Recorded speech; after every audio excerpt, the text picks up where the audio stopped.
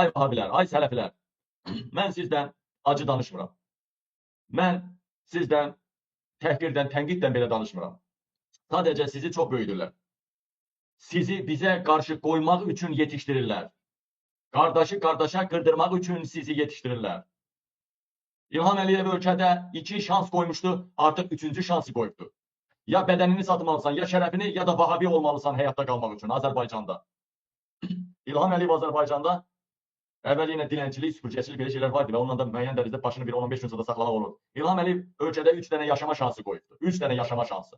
Bədənini satmaq, şərəfini satmaq və ya Vahabi təriqətini qəbul eləmək. Yəni bu iki şey, bədənini, şərəfini satanmırsansa, gəl, Vahabi təriqətini qəbul elə, səni sabah xalqın üstünə yeridəcəklər. Odulu soyuq silahla.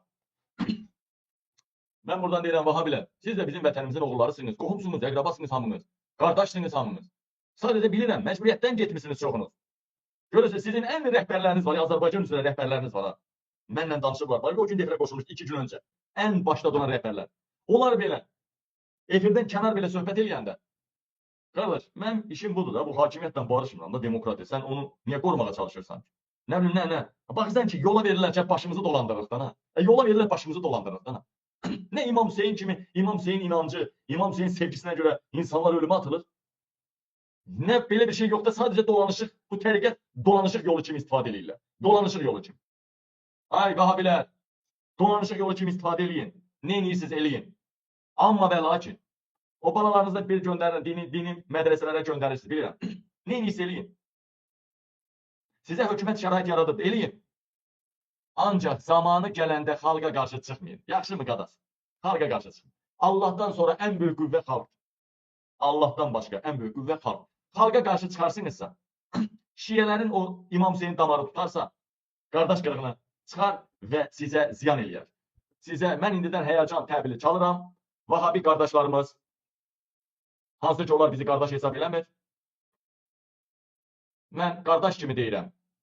Vətənimin elə oğlu, necə deyərlər, cana yaxın insanları kimi deyirəm. Etməyin belə.